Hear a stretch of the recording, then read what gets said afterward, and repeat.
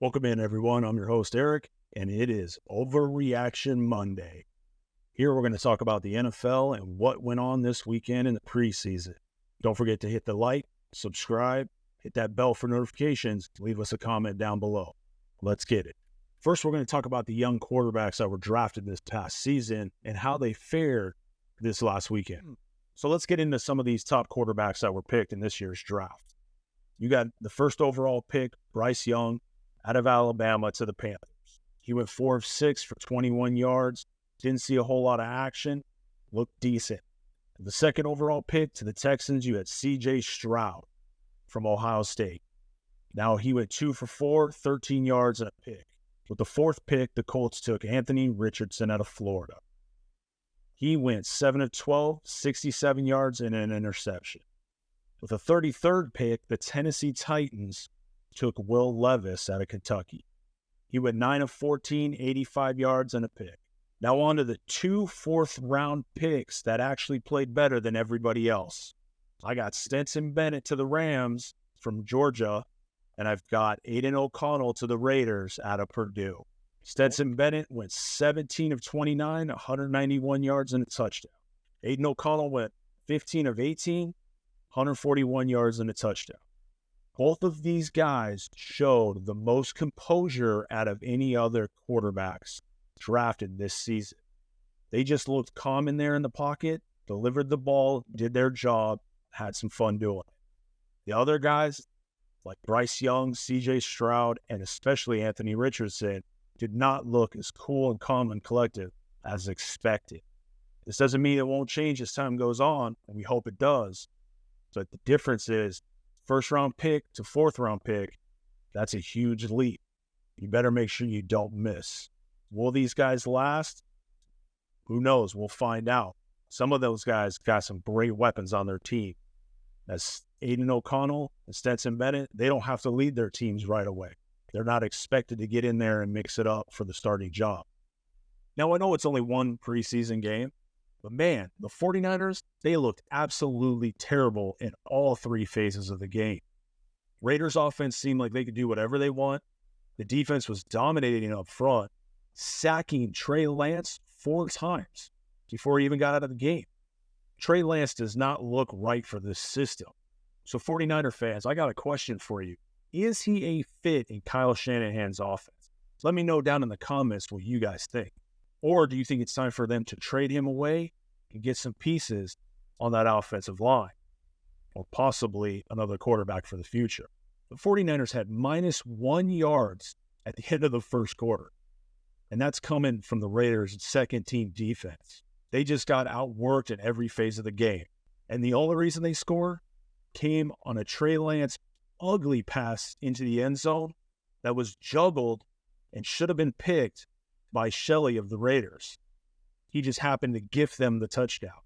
Now we're going to go after you Saints fans. As a Raider fan, I know Derek Carr very, very well. 9 years, didn't get it done. Most of it wasn't his fault, but at times towards the end, he just looked downright ugly in his play.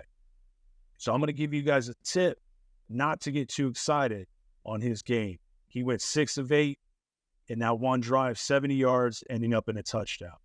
While that's good and dandy, Raider Nation knows that Carr, when scripted in the first quarter coming out, he always goes down and usually scores a touchdown. It's between the second quarter to the end of the fourth quarter is when Carr is just ugly in his play. Too many 3-and-outs, turnovers, or just led to field goals. Doesn't get it done in the red zone. We'll see if he improves on that with the Saints. So there's no sense Saints fans is crowning him MVP candidate just yet. As the season goes on, Carr does get worse and worse. When he starts getting into some bad weather teams, if it gets cold, that's it, Carr done. You better turn it over to Winston. And we know how funny he looks with those bags. We've all seen the film.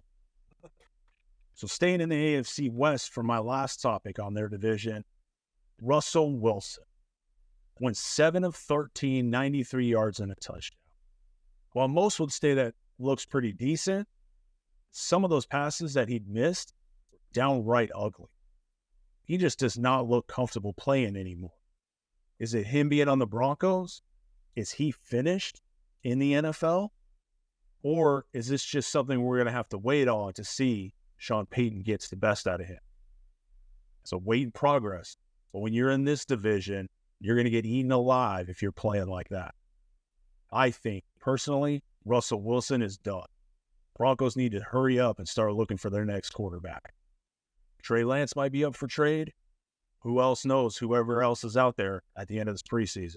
But they need to figure out something quick, or they're going to get left in the dust in the AFC West.